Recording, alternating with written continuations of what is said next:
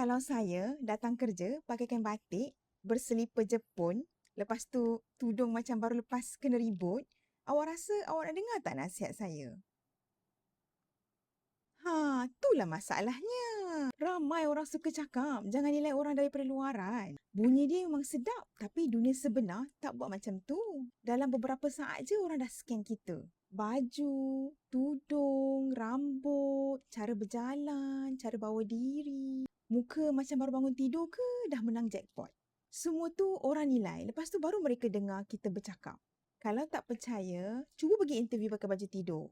Lepas tu bagi tahu HR. Jangan judge saya. Nilai saya berdasarkan hati yang suci.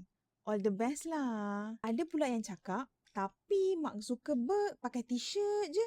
Ya, sebab dia Mark Zuckerberg. Kalau akaun bank awak ada bilion ringgit, nak pakaikan playcard pergi meeting pun orang panggil visionary. Kita pakai slipper pergi meeting.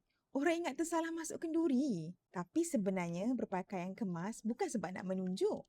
Bukan sebab nak impress orang. Ia sebab kita sedang menghantar mesej kepada diri kita sendiri. Aku hormat diri aku.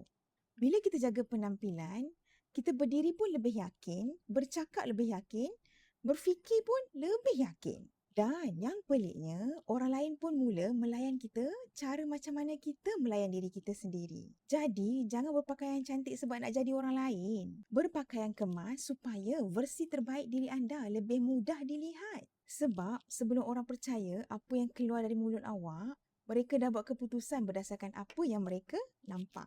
So, setuju ke tak? Pernah tak awak rasa layanan orang berubah bila awak berpakaian dengan lebih kemas? Tulis pendapat awak dekat ruang komen. Kalau nak jadi versi diri yang lebih kaya dari semalam, follow saya. Kita belajar sama-sama.